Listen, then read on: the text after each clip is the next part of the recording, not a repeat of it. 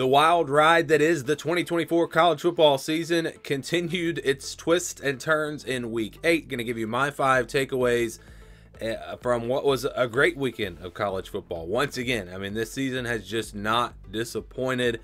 We saw more big games. We saw more surprises.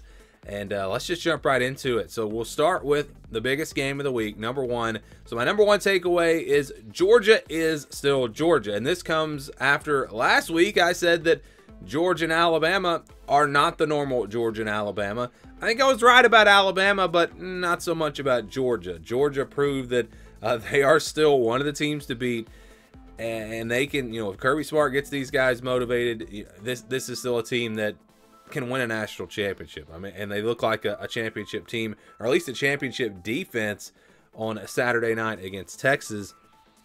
And that was what jumped out to me in this game, was their defense. This was the best their defense has looked all year. Defensive line was really dominating this game. Michael Williams coming back, I think, is huge for them. Yeah, and one of the big takeaways just from this season is that I've been wrong about a lot. And you go back to the preseason, sure, I've been right about a lot, but I've been wrong about a lot. I've had teams that I thought were going to be bad that have turned out to be good. Not really. I guess we haven't had as many teams that I thought would be good that have turned out to be bad, other than, what like everyone thought Florida State would be good, and they've been bad. But even week to week, so right when I say this is not the same Georgia team that we're used to, they proved me wrong. We saw it. I think Notre Dame, I said they were a lock for the playoff. They went out and lost to Northern Illinois. So just week to week, I've just been wrong about a lot. I've been wrong in a lot of my predictions during the season. It's been tough for me to get a read on these teams this year. I don't know why that is, because again, if you've been following me, I'm usually pretty accurate with predictions, but it's been a strange season. But yeah, just back to this game, Georgia. And I guess the biggest thing here that I took away was after the game, when you heard Kirby Smart talk, and nobody gave us a chance in this game, and we're not here for whatever he said. We're just here to play ball. Like, he obviously had this team motivated. It was kind of like the TCU game when he somehow convinced the team that everyone was doubting them against TCU. I'll never understand that one, but you saw what Georgia can be, and when they're playing at their best, this defense is great. Now, Carson Beck was not great. The offense was not.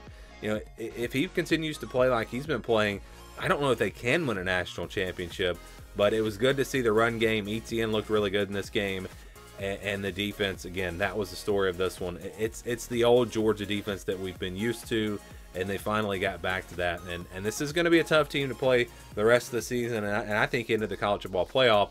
You look at Texas on the other side. I'm not panicking with Texas yet, but again, it's like right when we see Texas, okay, they're the clear front runners in the SEC, then they go and lose. I mean, that's just been the kind of season that it has been so far. Yeah, I'm not ready to panic with Texas. Quinn Ewers, he's been rusty since the injury. I think he's still got time to get back on track. He looked better in the second half of this game. Their offensive line just got dominated. That's where I'm more concerned about Texas. I think, again, the second half was better for them. Maybe they found some things, and they'll learn from this game. But they're definitely not a lock for the SEC championship anymore. In fact, it's Texas A&M and LSU sitting at the top of the SEC. They play on Saturday. Winner of that game is very likely going to be in Atlanta. So the SEC has not been what we expected at all. But Georgia finally looking like what we expected out of them. Let's go to the number 2 takeaway. Tennessee is likely in, Alabama is likely out. And you see I put that word likely in there because I'm not going to lock anyone in or out, just the way this season has gone and the way that I have said that already this year, only to be, have to retract that the next week. So Tennessee is likely in the college football playoff with this win. Alabama is likely out. You look at the schedules for the rest of the season. Tennessee has to play Georgia. I don't think they win that game, but they're going to be favored, pretty heavy favorites in the rest of their games. They've got, I think, Kentucky, Mississippi State, and maybe Vanderbilt. Now, Vanderbilt, maybe that one's tougher than we thought. Obviously, it's tougher than we thought in the preseason, but still, this is a Tennessee team that you just see, like, the plays are there. They haven't hit on a lot of these plays, and I was watching the first half. They had 2 interceptions, had a fumble, 2 missed field goals, overthrown deep balls, and I just kept saying they're going to hit some of these plays. I felt confident watching this game that Tennessee was going to win, because I was like, they're going to hit some of these plays in the second half. And you saw them start to hit, and the offense turned around. The defense is better than it's been at Tennessee in a long time. And if they can start connecting again on some of these shots on offense, the way they run the football, Tennessee is a very dangerous team. Now, when they don't hit on those plays, you see them struggle like they did in the first half of this game, like they did against Florida, like they did against Arkansas. But you have to think as the season goes on, that's going to get better. And Tennessee's going to be tough to beat. Again, I don't know that they go into Athens and win, but they don't need to win that game. They finished 10-2. They're going to be in the playoff. And for Alabama, you feel like there's probably a loss still on their schedule to knock them to 9-3 and knock them out of the playoff. They've got to go to LSU. A good chance that's a night game. That is going to be very, very tough. LSU's playing really good football, and I would definitely take LSU in that game as of right now. So yeah, I think that Alabama's in big trouble, and just talked about it a second ago. This is Georgia is what we thought. They just took them a little bit of time. Alabama is not what we they are what we thought. I picked them to go 9-3, but they are not the same Alabama. This is not Nick Saban Alabama football. It's just not, and we've seen that really throughout the last few weeks. So that's the big takeaway here. Again, I said last week, I said that this was a game where the winner would get in, the winner would be left out, and I still feel that way having watched the ball game. Number 3, Indiana is for real. All right, so how about this performance against Nebraska? It was kind of a quiet week in the Big Ten. They were the headline. That was the big game of the week in the Big Ten. Indiana didn't just win. They dominated this game. They forced, 5 turnovers. They went up and down the field, ran the football really well in this one. I was shocked. Not that they won, but the way that they won. It was like everything went their way. Everything went against Nebraska, and it was just a blowout. Again, the game was not close at all. You could really say it was probably over at halftime. Indiana, they've got a manageable schedule coming up the rest of the season. They're going to have a couple tough games, but this team can absolutely get to 10-2. Looking at where they're at right now, at least 10-2. Let's put it that way, at least 10-2. And I think you just have to go back to Kirk Cignetti and what he said. Google me. All I do is win, and he is proving that. Preseason, I talked about Indiana being a surprise team. I really liked the pieces they brought in. I liked him as a coach, and I said this was going to be a surprise team. This is definitely a bowl team, but I did not expect this. And if you go back to my preseason predictions, I was a little bit more bold this year in picking some teams to be bad, which has backfired. Pitt, BYU, I thought those teams were going to be really bad, and I went with really bad records. But I did not pull the trigger on my surprise teams. That's where I wish I had been more aggressive, because I wanted to put Indiana 8-4, 9-3, and I didn't have the guts to do it, and I wish I did. Although they probably are going to even surpass an 8-4, 9-3 season the way it looks right now. Indiana is for real, and this is a team to watch out for in the Big Ten, potentially even to get to the Big Ten championship. It'll be interesting if we get, let's say, I don't know. It'll be interesting. What if we get like a 3-way tie with Indiana, Ohio State, and Oregon or something like that? Or even a 4-way tie. Throw Penn State in there.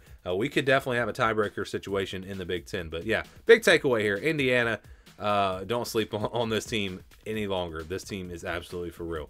Number 4 takeaway. Looks like a 3-team race in the ACC. Clemson, Miami, and SMU.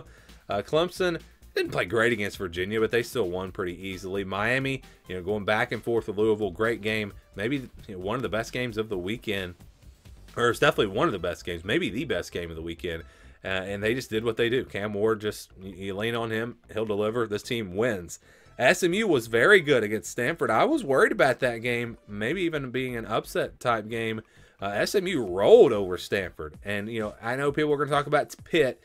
Look, Pitt just keeps winning close games against very average teams. That's continued throughout the season if you look at all their games. So, look, Pitt's good, and they're a lot better than I thought, and I give them credit. They're a top 25 team. But do I really think that they can get to and win the ACC championship? They can get there, but I don't know if they win it.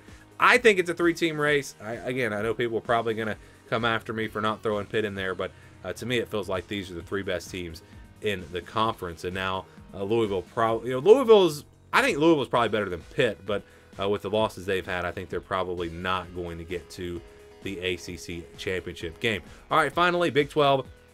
It's Iowa State and BYU's to lose, and they are now undefeated. They don't play. If they win out, they will be in the Big 12 championship. I don't know if that's going to happen. Again, both teams squeaked by this past week. Oklahoma State really blew it against BYU. Iowa State, a great finish in their game over UCF. But these are the teams to beat. Now, again, they might lose, but these other teams might lose too. Kansas State might lose another game. Texas Tech, what happened to them this week? It's just been a weird season. They lost to Baylor, and a game that really wasn't even all that close. Cincinnati's been a surprise at 3-1. Colorado, watch out for this team. Now, I think this is where I actually had them at this point in the season, so I'm not shocked by that, but can they keep it going? Can they possibly get into that conversation? I think if you've got 2 losses now, you're probably not going to get there. Not saying you can't, but you're probably not going to get there because, again, most of these teams are going to lose at least one more game. So they're really, it's BYU and Iowa State, and then you got to look at Kansas State, Texas Tech, Cincinnati, and Colorado. Out of those teams, I think Kansas State's the most, for real. So I think it's BYU, Iowa State, Kansas State. Those are the front runners. It seems like that's the way it's looking in the Big 12. But again, BYU, Iowa State, they are in the driver's seat. Just win, and you'll be in. And again, it's kind of starting to look like maybe more likely that we could somehow get 2 Big 12 teams in the playoff. That could absolutely happen, especially if these 2 teams keep winning, and then Kansas State as well, or maybe another surprise team. So those are my 5 takeaways from Week 8. Give me your thoughts on Week 8 down in the comments below.